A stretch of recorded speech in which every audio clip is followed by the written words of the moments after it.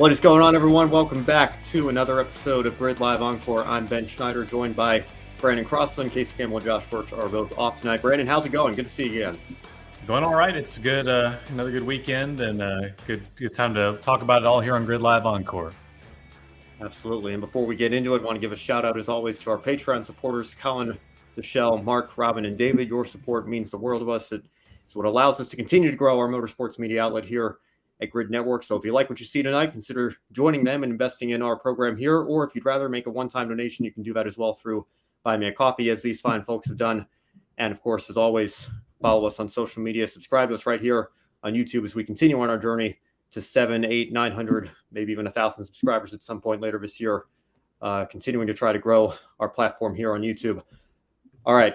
We've got a bit of an open segment here tonight. We're going to start with, as you saw in the title and the thumbnail, Kyle Busch picked up yet another Truck Series win this weekend, the 64th of his illustrious NASCAR Future Hall of Fame career.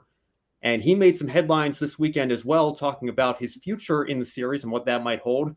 Talking about Brexton Busch, his son, continuing to work his way up through the ranks, and mentioning that there might come a point later in his career where he might run for a truck championship himself, right, as Brexton's getting ready to go into the series. And then he would split the truck ride with his son for a year or two before Brexton takes over full-time once he's old enough. That would probably put Kyle, as he was saying, around the age of 49 or 50, and then he would step away and I assume go fully into the ownership role for his truck team. Maybe they'd even expand back to Xfinity. Who knows? But as we all know, Kyle Busch has been a legend in the Truck Series. Every time he gets in, he's a threat to win. And it's certainly caused our friend Joshua Birch some grief over the last year or so.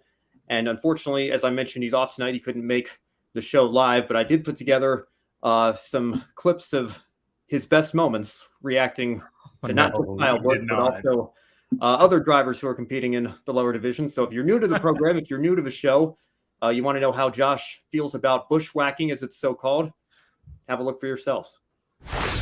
There's a natural ladder and you're messing with the ladder. It's just ridiculous. You don't go back. Oh, it makes me cringe thinking about it. It keeps happening. Next, he'll go Arca. I'm waiting for the weekend where somebody tries all four races just to spite me, because it's ridiculous. Is that Kyle Busch again? Yes, it is. He didn't take the win, but he was in the race. He did take fourth. So was going for a Triple Crown this weekend, or weekend sweep, whatever you want to call it.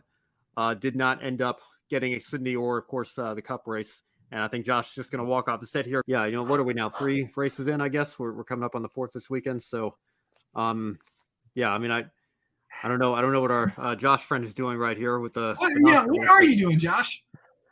Oh, nothing. I'm just going to board the next flight to America. Where's the next race, by the way, so I can just go and scout out exactly how to stop people, getting into NASCAR.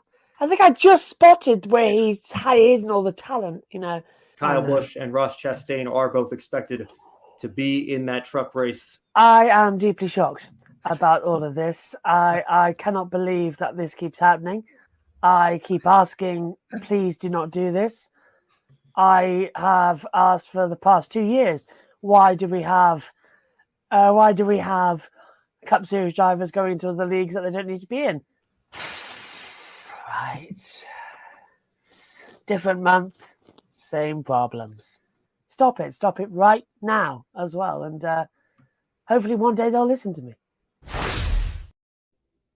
Ben, this has been the greatest saga to witness. And I'm glad I've been here for the majority of it. It's just been really fun to see one man have so much trouble over bushwhacking. And, we all feel the same way too. But I think Grid Network is really lucky to have a character like Josh Birch, who is not afraid to just be himself. And we see that almost weekly here on Grid Network, and we're all the better for it. That was great.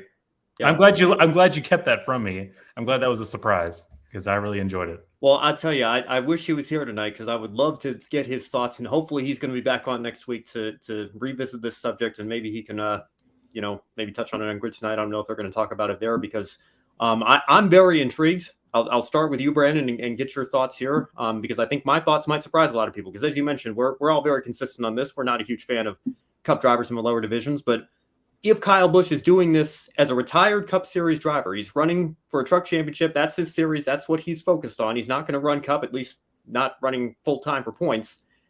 Would you like to see a Kyle Busch Truck Series championship effort to become the first driver to win titles in all 3 national touring divisions?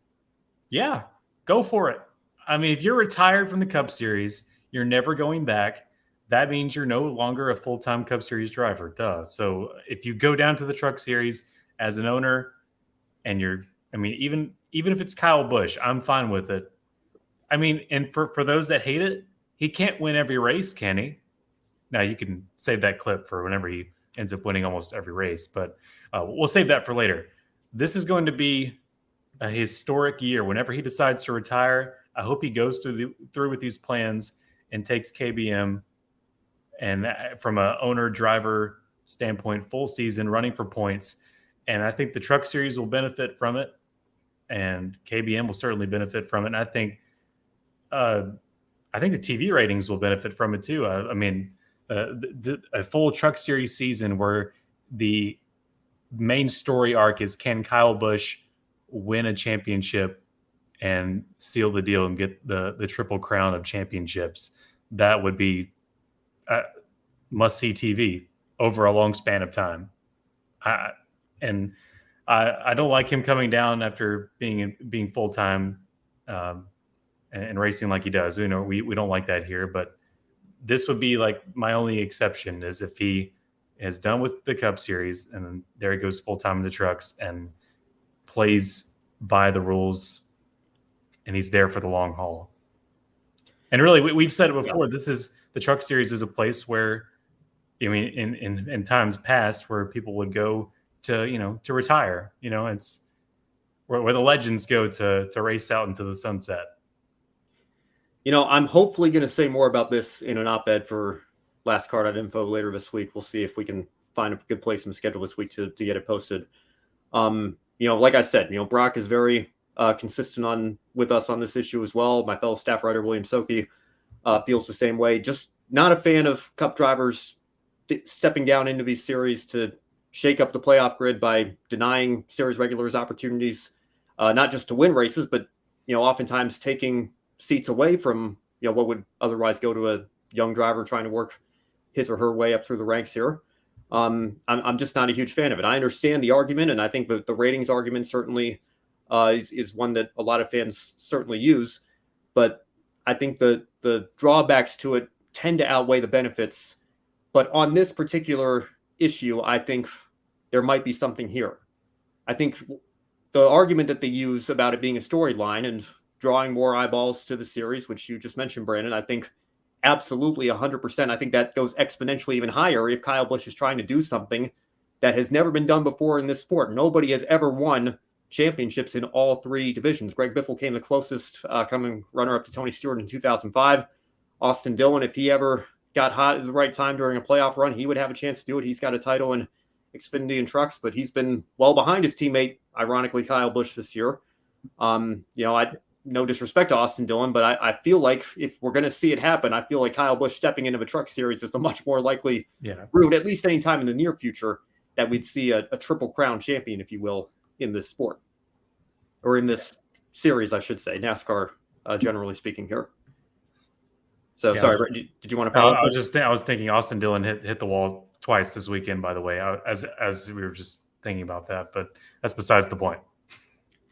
Yeah, well, we've got more to talk about here in this story here, but I want to read a couple comments from our friend Matthew Owens behind the mic. Good to see you, Matthew. Certainly, yes, a fun montage there from our friend Josh, and maybe that'll be enough for Fox to put their announcers at the racetrack in the second half of the season, he says hesitantly there. I'm with you there. I wish they would send their announcers to the track in the second half of the year, but I think Fox just kind of unfortunately does the minimum and tries to call the races remotely from their Charlotte studios for most of the second half of the year, certainly during the non-companion weeks. And I think, unfortunately, that shows in the final product. But if you have a story that big, maybe it would inspire them to get to the track here. But, before we move on, I do want to just highlight some of Kyle's accomplishments here in this series. And this, I think, is the one area that I disagree with Brock on, because Brock put an op-ed out here in February saying the same thing. And In the article, he said this line here: most irritating is that such, in his words, start and win drivers and their hollow victories are feted as actual accomplishments, not dismissed as the most tolerated sham in professional sports. And I don't even disagree with that last part there. Like I said, I'm not a fan of it, but I think it's a little bit of a mistake to completely reduce what Kyle's done in trucks and Xfinity as well as just complete non-accomplishments.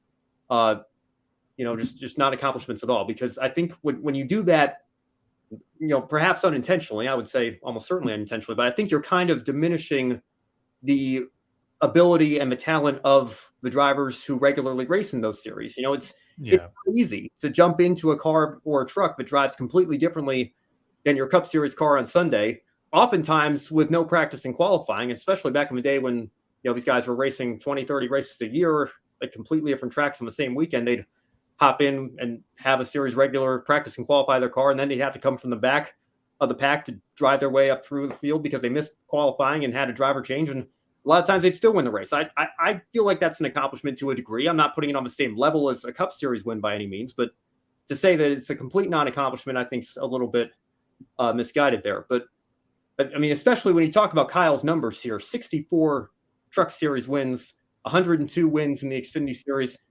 Can you believe his 63 Cup wins? That's the lowest total in the top 3 series for Kyle Busch. Imagine having 63 wins in a NASCAR top 3 series, and that's your lowest total. That's your low, yeah. I mean, it's unbelievable. And it's not just like, we look at Kyle's stats, the last several years or so, because we can do that. And I'm trying to find the numbers here because I put them in the draft of my op-ed. He's limited to 5 starts nowadays, right? So he just finished up his 5 starts through 2023. In his 30 starts the last 6 seasons, so we go from 2018 to 2023 here. Do you know how many times Kyle Busch has finished outside the top 3 in the last 30 truck races he's run? 4 times. He's 26 for 30 in terms of podium finishes in the Truck Series over the last 6 years.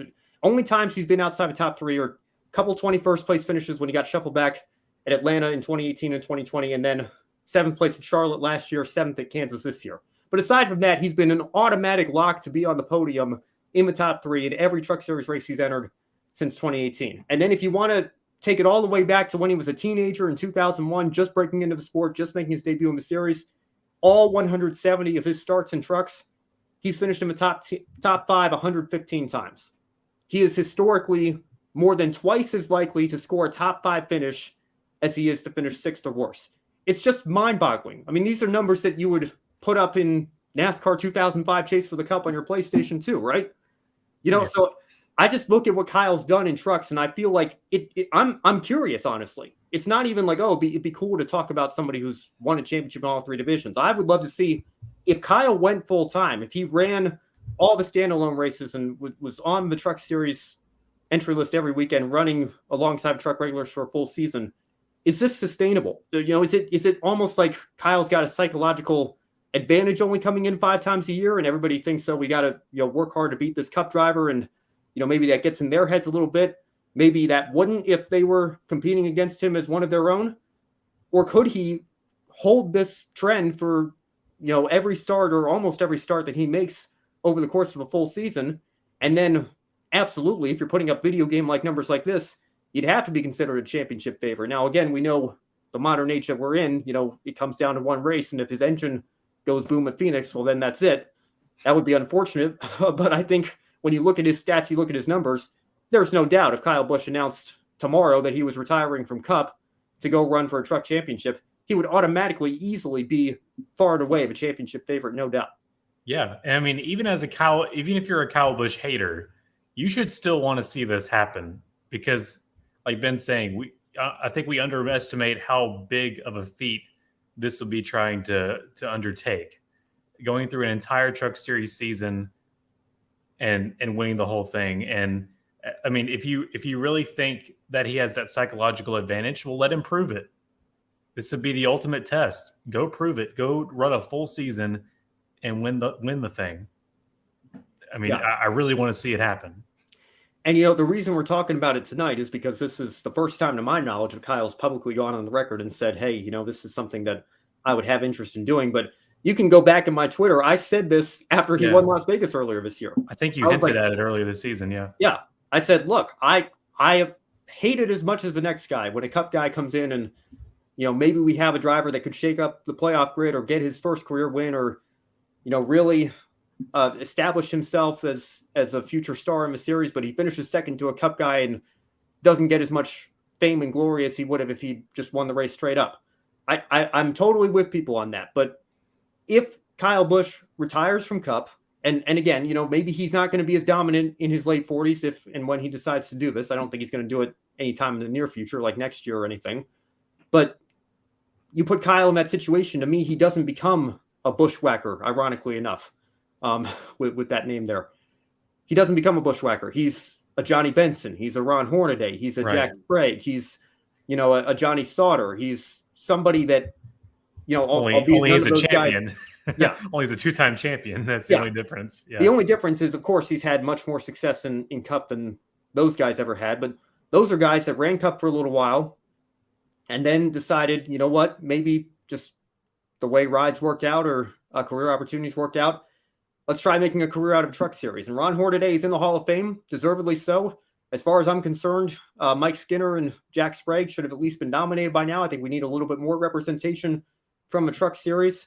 I personally made the case for Matt Crafton. He's on a consecutive start streak that dates back to 2000, for crying out loud. I mean, I think that alone is worth some recognition, and it bothers me that we don't talk about that a little bit more often. His longevity in the Truck Series has been nothing short of incredible, and that's speaking nothing of his 3 championships that he's won on top of that. It's not like he's just, been a starting park driver entering all these races for years. No, he's a 3-time champion. I think he deserves at least some consideration for the Hall of Fame as well. Yeah. And these are, again, this is why I say it's not just aggressive teenagers who don't know what they're doing in the Truck Series. There are legitimate championship caliber, veterans of the sport and future stars of the sport as well.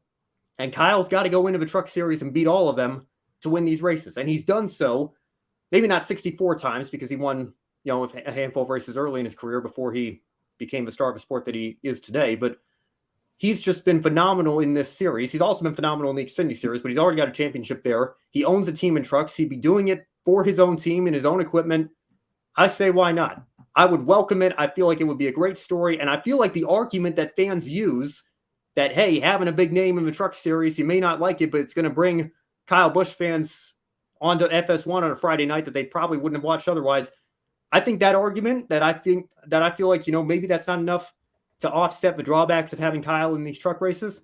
I think that argument, like I said, exponentially becomes even stronger if Kyle's doing that over the course of the season with the set goal of, I'm here to win a championship. I'm here to do something that has never been done in the sport before, that I've never done. There are very few things that Kyle Busch has never done in this sport. Aside from a Daytona 500, he doesn't have very much left to check off his list.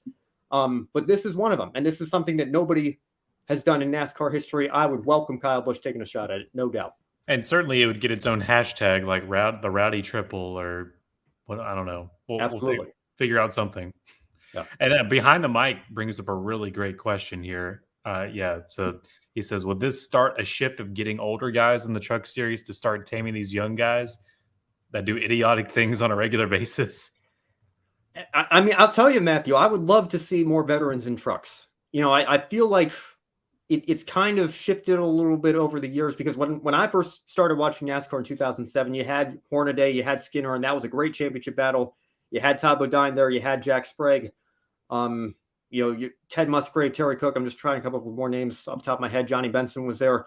And it almost seemed like a veterans tour in many respects. Now, you also had Brad Keselowski got his big break that year with Germain, and that led to a big break in what was Busch Series at the time, then Nationwide with Junior Motorsports. So you certainly had some drivers who were, at the opposite end of their careers trying to work up, but it felt like predominantly, at least the guys running up front for wins and championships, those were your veterans who respected one another and knew how to race hard, but not take it over the limit.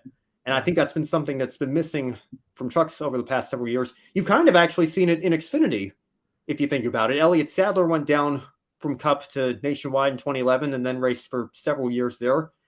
Justin Allgaier briefly raced in Cup with H. Scott Motorsports, obviously not very strong equipment, but got an opportunity to go back with Junior Motorsports and said, maybe racing on Saturdays might not be so bad after all. He's made a nice career out of that for himself. AJ Allmendinger did it for a couple of years. Now he's back in Cup. So, I mean, there's been opportunities there, but I feel like what we've seen some drivers do in Xfinity in recent years, that used to be more so what the Truck Series was all about. And the then Busch Series and Nationwide Series, that was more for your younger drivers who had just moved up from ARCA, and also your independent teams. Like think of your Ryan Sieg and Tommy Joe Martins with Alpha Prime Racing. The guys that don't have the budget to race in Cup, but still want to be competitive in NASCAR and have an opportunity to race there. I'm not saying that people need to be tied to this is the series you need to enter if this is what you want to do. I think certainly if some drivers want to use trucks as a step on the development ladder, because I think the jump from ARCA to Xfinity is a little bit much, then I think that's fine. But I think it would certainly help if you had some older veterans in the Truck Series. Matt DiBenedetto may be a good example there. Somebody that went to Cup for a few years, came close to winning a race a couple times, but has now taken a ride in Truck Series and had some success and even won a race last year at Talladega. So I think the more we get of that in trucks, I think would absolutely help rein some of the younger drivers in and teach them a little bit more respect. Yeah, and bringing Cup guys into these lower series certainly is in no way going to delegitimize their importance. Right. Like it's not going to do that like we think it is. As long as it's done in this right way, I guess where it's a guy that's like Kyle Busch that's at the end of the road, end of his mainline Cup career, and is going to take this next step. Yeah, and who knows? You know what? Brad Keselowski's back in ownership now with RFK. He had Brad Keselowski racing for several years.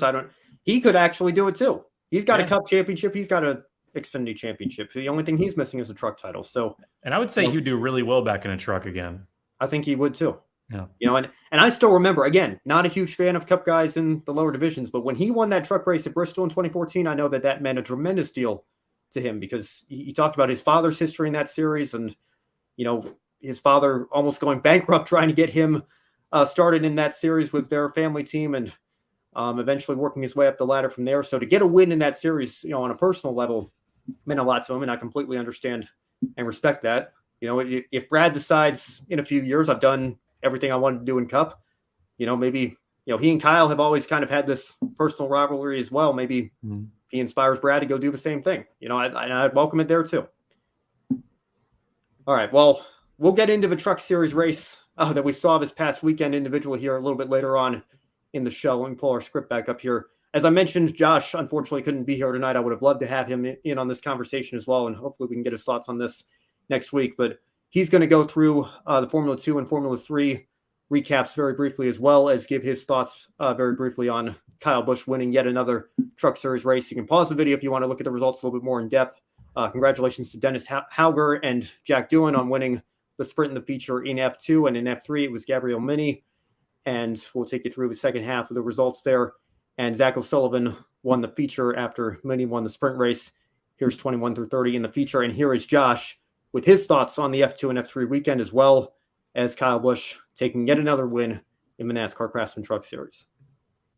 Hello, you two. Sorry I can't be with you tonight as well, but I know you're talking about the Kyle Busch Truck Series as well, so just sort of shoving my two thoughts on this. As I always say, I do not like the fact that we have top-tier NASCAR drivers competing in junior formula, and I especially don't like it when they win.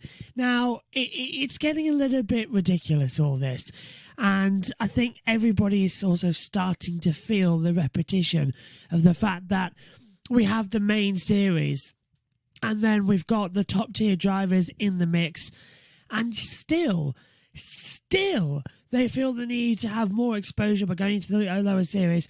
Mainly it's for they want to race, they've got the passion to race, that's fine, but it's denying younger drivers the opportunity to win, to progress their careers as well, and it's taking them away with the shinings of things because it's happening too much. And we've seen several times this year alone top tier cups doing ARCA, Xfinity, Truck Series, and it's just getting too much. So I stand by my opinion. Well done to Kyle Busch for winning, but in my opinion as well, it was very much like seeing Lewis Hamilton winning a Formula 3 race. I'm not impressed. To quote, was it Shania Twain, that don't impress me much. So we'll see if it continues to happen throughout the year until somebody finally puts a stop to it. Just to give you a quick update, what happened in Formula 2 and Formula 3 as well. A bit like the Formula 1, it was a bit of a lost weekend. Formula 2, Frederick Vesti qualified poorly. That reduced his championship gap. Théo Pourchaire was able to close up again. And then on Sunday, the gap sort of changed around once more. So now they're separated by around about 11 points, I want to say, off the top of my head. But so, yeah, that's pretty much secured going into the last 3 rounds. That, of course, being at Spa. Then 4 rounds, actually, because we go to Spa, then we go to the Netherlands, then we go to Monza, then it's a 2-month break until we get to the last race of the year in Abu Dhabi. For Formula 3, it was round 7 of 9, and Gabriel Bortoleto has extended his lead in the championship with a very good weekend as well. Very good planning. And it was just a bit of a meh weekend on all accounts. It promised so much with wet weather in the air, but nothing actually happened of significant note for the championship. So a bit like everything sort of this weekend, even with Joseph Newgarden dominating Iowa and taking 2 races, that race not being quite alive.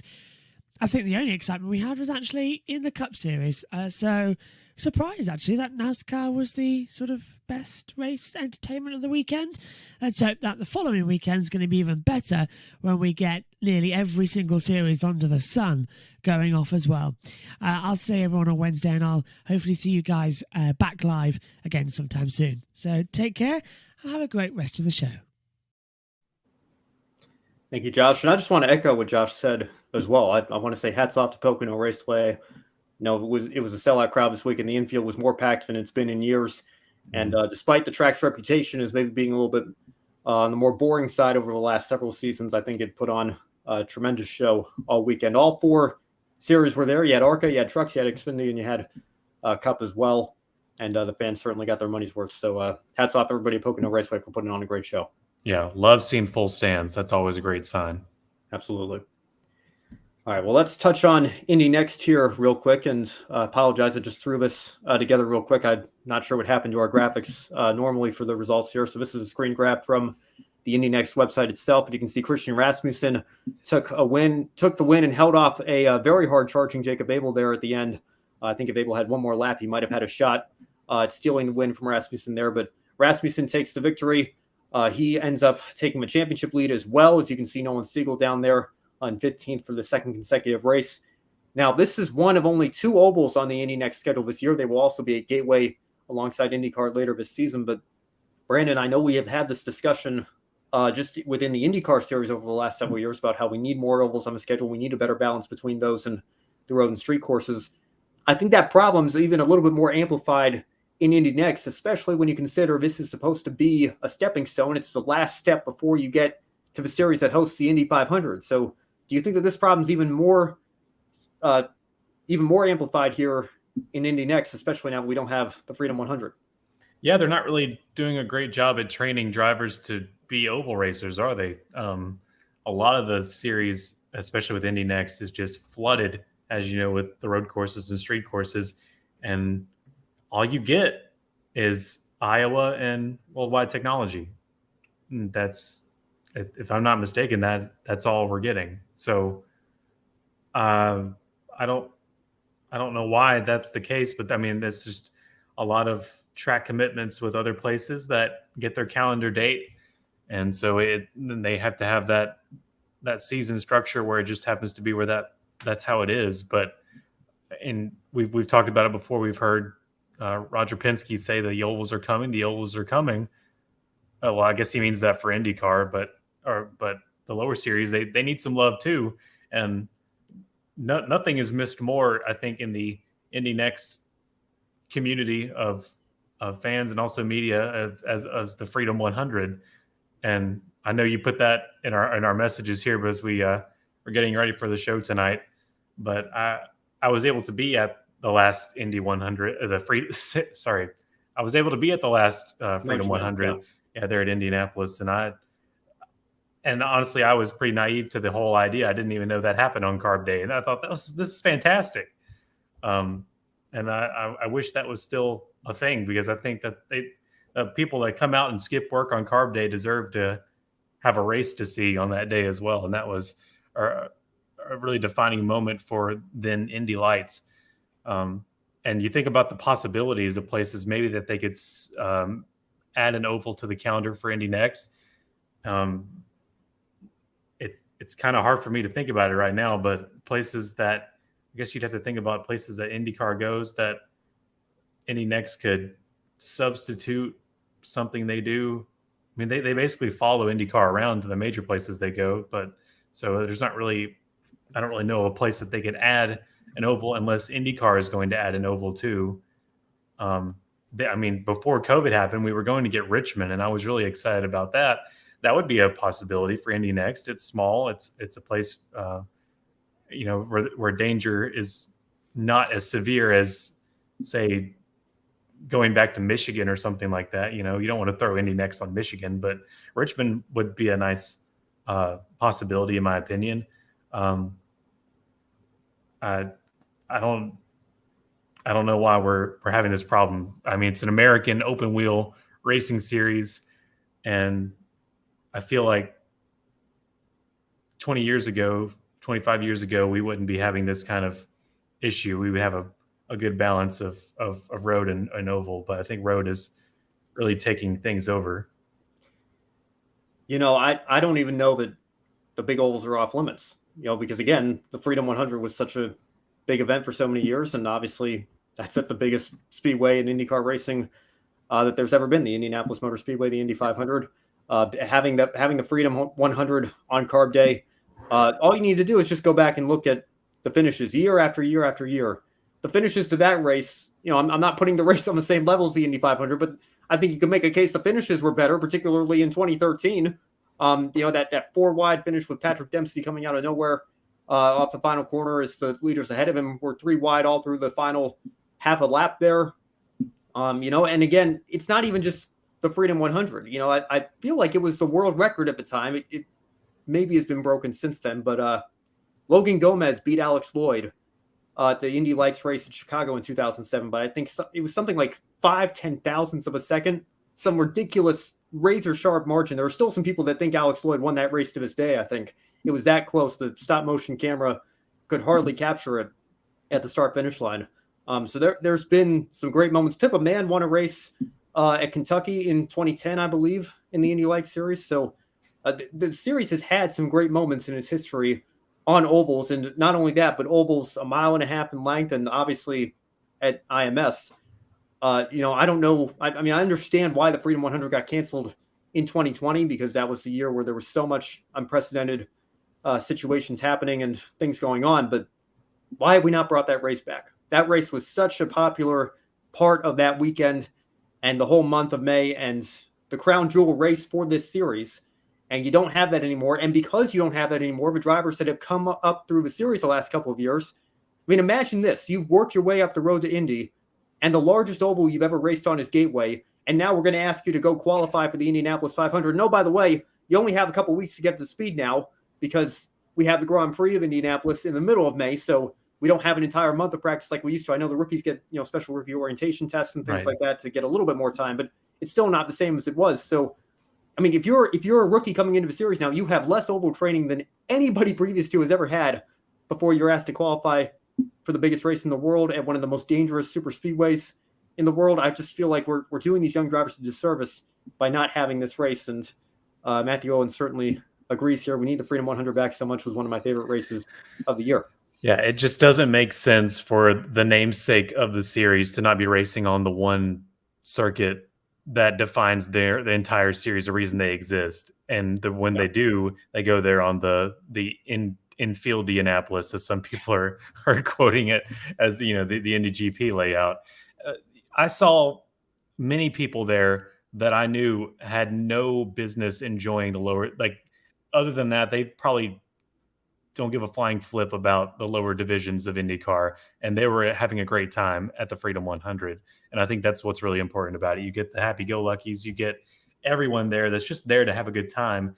You're getting them some exposure to a series that they will never see otherwise, really on their own.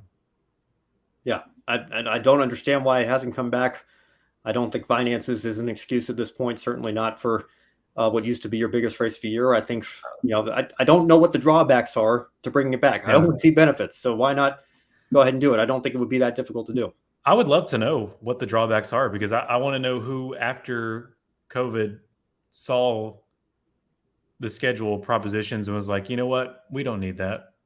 Yeah, I mean, the field are as strong as they've been in years. I mean, the time is perfect. Let's bring it back. Starting in 2024, bring back the Freedom 100. Yeah.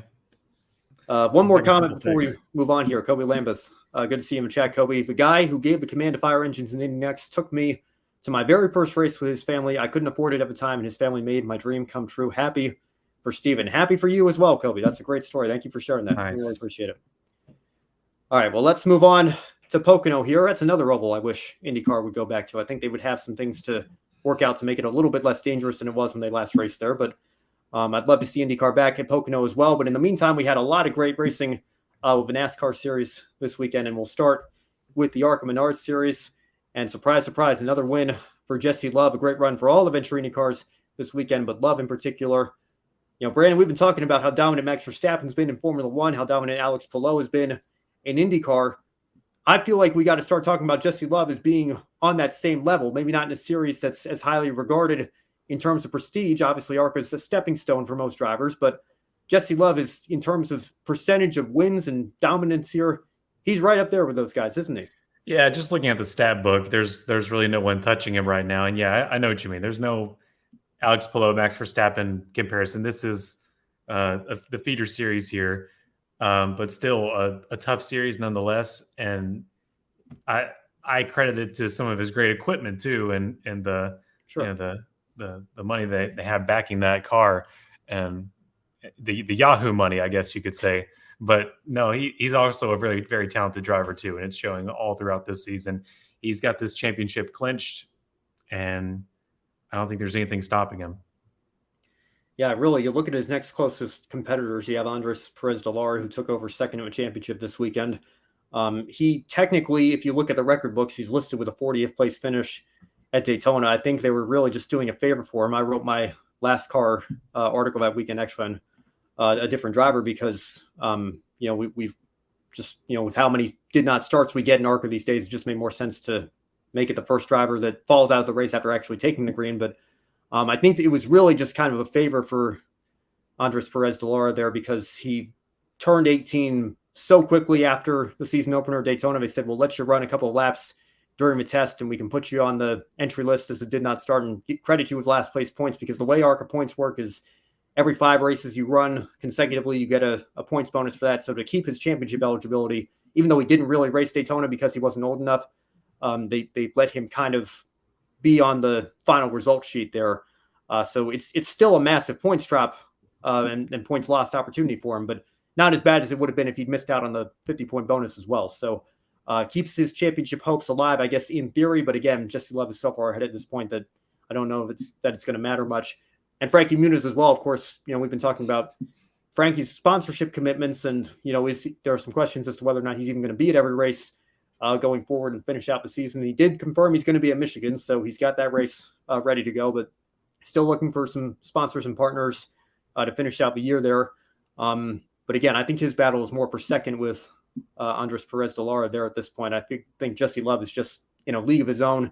And honestly, probably, like you're mentioning, Brandon, the equipment of his own as well, because you see the other Venturini cars there. Dean Thompson up in 4th, Connor Jones 5th, another solid run for Tony Breidinger in 6th. And I believe Jake Finch, even though he was in his Phoenix Racing number this weekend, I believe they said that was actually also a Venturini car this weekend as well. They had 5 entries for the team there at Pocono this weekend. So very strong effort for all of the team there.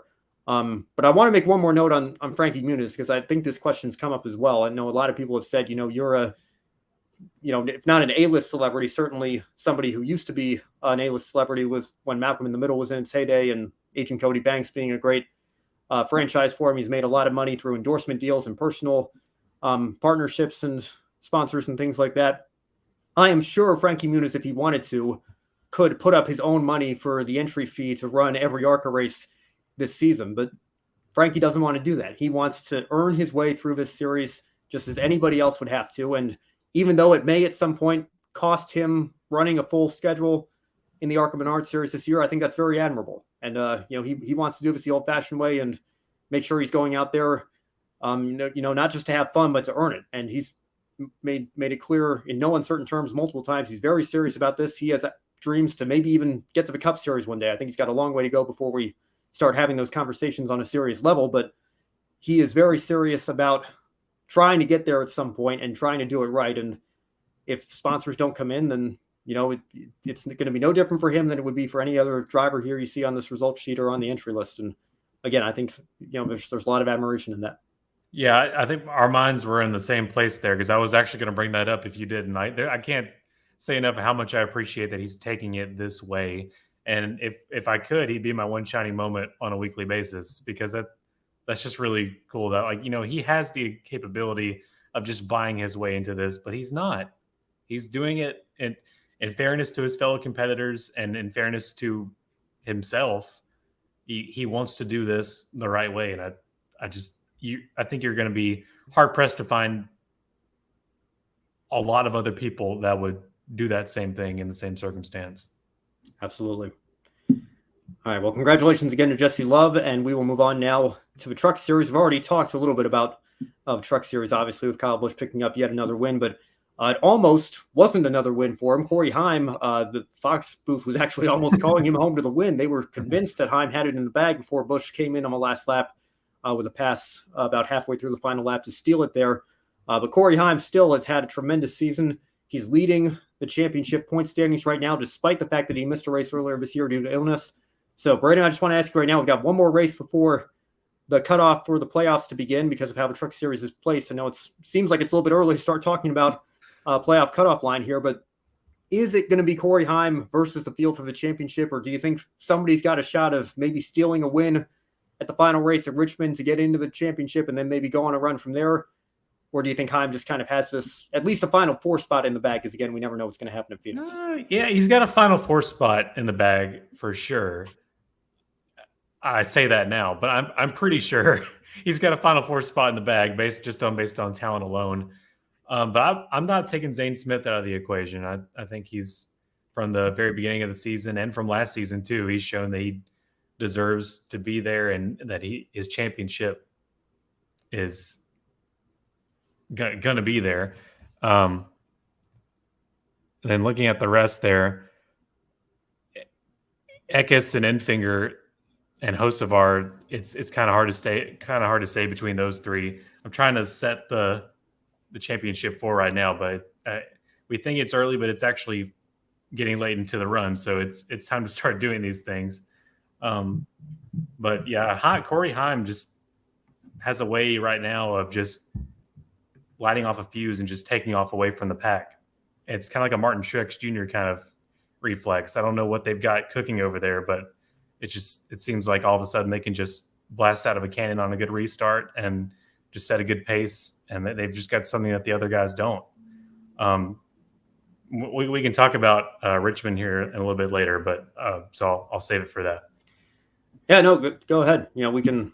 I mean, Grant Enfinger had I was just looking at Grant Enfinger's really great finish there last year at Richmond, and I think he's a really good shot of claiming a victory here and possibly having a good run as we get into the final stretch.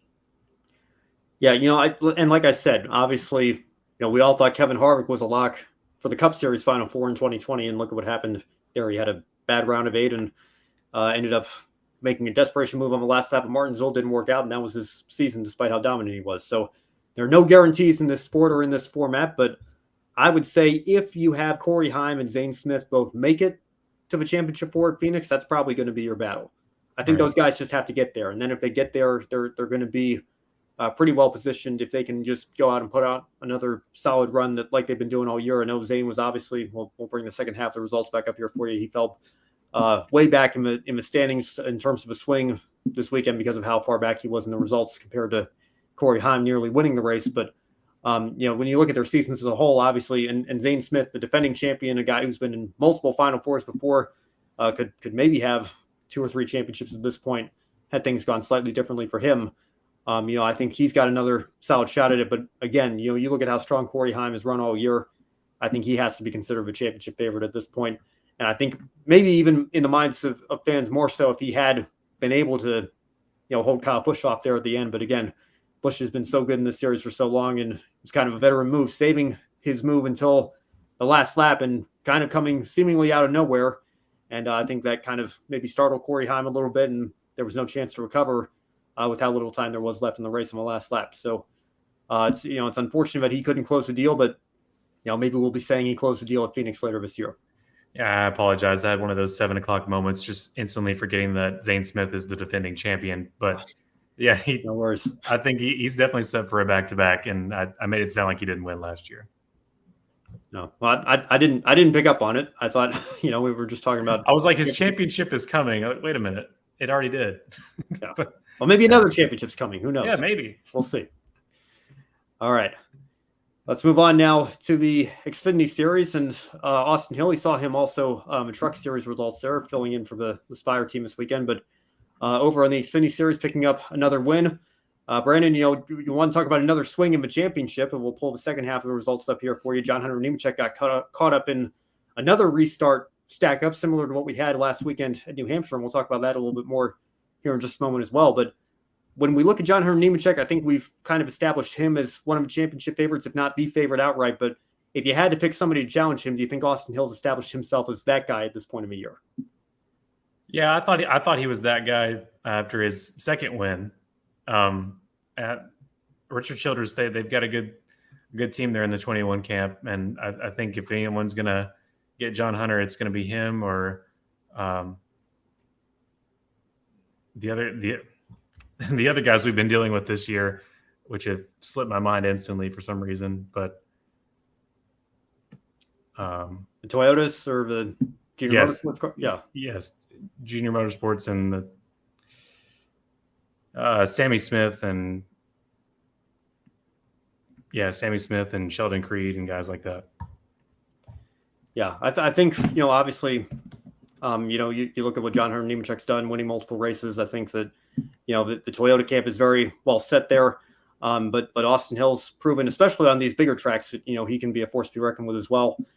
Junior Motorsports cars had a shot there at the end. I know Sam Mayer ended up crossing the line in second. You see Chase Elliott there in the Hendrick car, factory car, I guess you could say there. I know they're still trying to get a win with their bushwhacking entry number 17 there.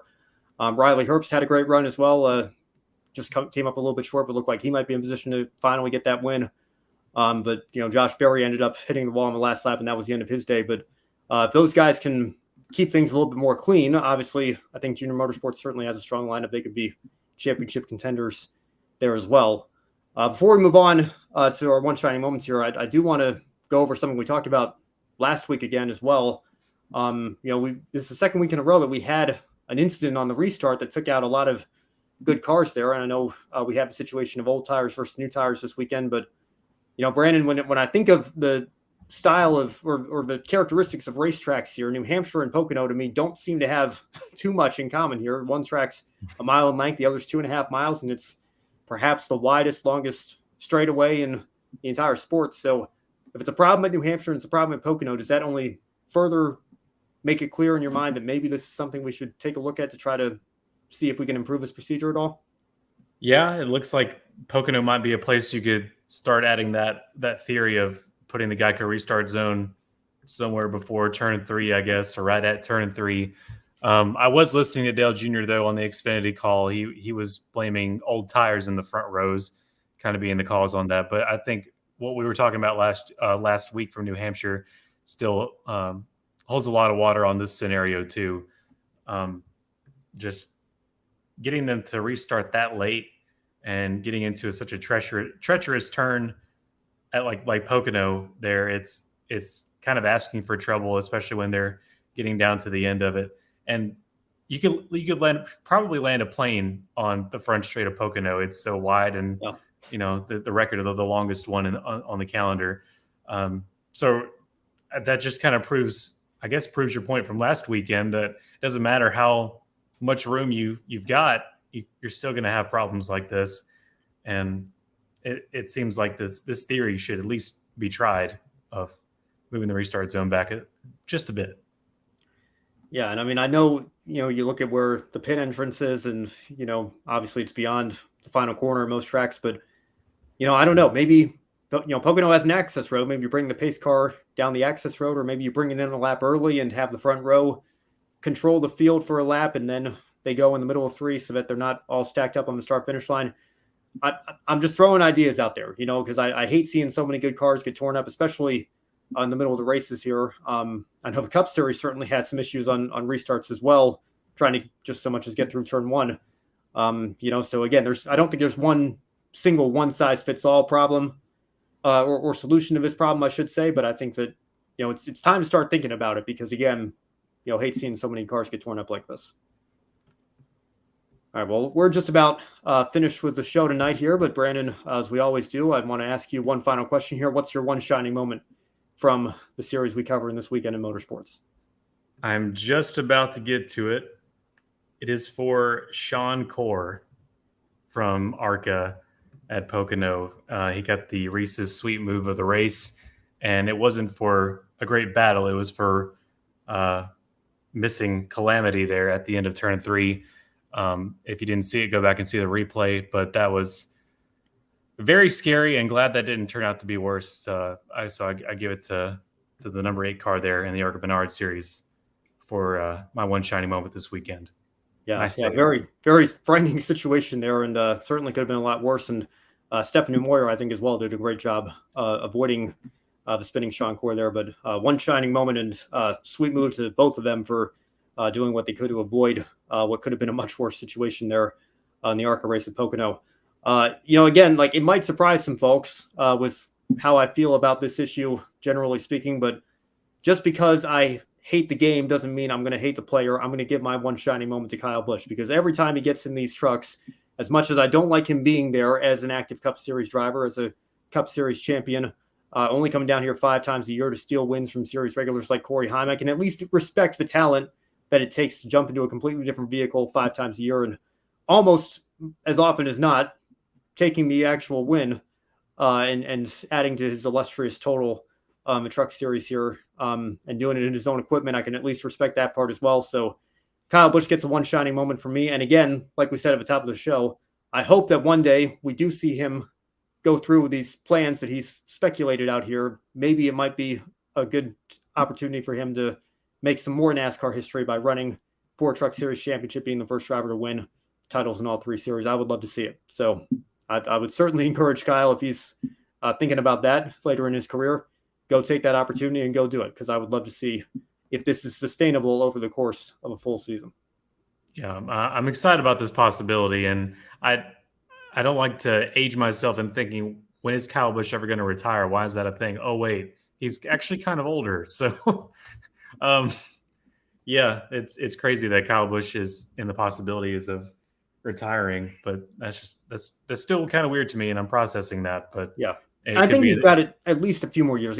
Correct me if I'm wrong. I think he just turned 38, right? If I recall correctly. Okay. I think he was born in 85. So, I've heard that 38, 39 is actually statistically when a lot of Cup drivers have peaked in their careers. So, he just joined a new team with RCR. I'm sure he wants to get a lot out of that relationship and give it a few years. Yeah, give it a few years at the very least. But, again, we'll see where Brexton's career goes as well. But maybe 8 to 10 years down the road, we'll be talking about Kyle Busch trying to make some more NASCAR history of his own here through the Truck Series once he's retired from Cup. So we'll just have to wait and see on that. But in the meantime, that's going to do it for tonight's show. Thank you all so much for watching, as always. And be sure, if you're not already, to follow us at Grid Network on all our social media platforms: Twitter, Facebook, Instagram, TikTok, Twitch, LinkedIn, Threads as well now. Most importantly, right here on YouTube. Join us on our journey to 1,000 subscribers and beyond. Again, if you really liked what you saw tonight, take 5 minutes after the show to join Colin, Deshelle, Mark, Robin, and David in investing in our Patreon. Our goal, as you can see, is $500 a month to help us cover more expenses so that we can be at the racetrack on a more regular basis. Or if you'd rather make a one-time donation, you can do that as well through Buy Me a Coffee. Thank you to everybody who has done that. Your support means the world to us, no matter how you give it to us. even if it's just through your views, your subscriptions, your follows, your retweets, whatever it is. Thank you for all the support you've given to Grid Network over the years. Now, looking ahead at our upcoming schedule, don't miss Grid tonight on Wednesday. Josh will be back for that alongside Kobe Lambeth and Matt White. And of course, you can always stay tuned for more Grid Live coverage coming up throughout the weekend, pre-race wrap-up and encore to follow. A personal note, I will not be here next week on any of the Grid shows. I will be in Florida visiting my family and taking some time off for myself here. So maybe you'll see Joe fill in again on Encore. Maybe it'll be Josh or somebody else, but we'll still make sure we have the show for you, and I'll be in the chat room as I can this weekend as well. But Brandon, on that note, any final thoughts before we sign off for the evening? Well, first off, hope you have a great time off with your family out there and enjoy that. And also, I think we should probably start saying you can zeet us on x.com. we have to redo all the Twitter branding because it's now x.com. So. The app is still Twitter as of 7 o'clock tonight. I know that the X logo's on the desktop site, but I still have the bird logo on my mobile app. So I think he's rolling this out very slowly. I know x.com redirects to Twitter now, but who knows what's going to happen. Elon Musk has done so many unpredictable things in the last, however many months it's been, that this is another one that I certainly didn't expect. What is it with the letter X with Elon Musk? That's an interesting. I think it's part of a bigger conglomerate that he owns, and it's also like it was part of the company that became PayPal. I did some sort of story on it this morning. I forgot all about it though. Well, we'll save this for another time here because I know this is a racing show. But at the moment, as far as I know, it's still technically Twitter. That's probably going to change soon. But follow us there. Subscribe on YouTube. Follow us on all our social media platforms, like I mentioned. And don't miss our shows throughout this week and next weekend. For Brandon Crossland, and I'm Ben Schneider. Thank you so much for watching. And we will see you next time. Have a good one. Thank you for watching us right here on YouTube. Be sure to subscribe and check out some of our other videos, including Life on the Grid, where we interview folks from the motorsports industry. Thank you for watching. We'll see you next time.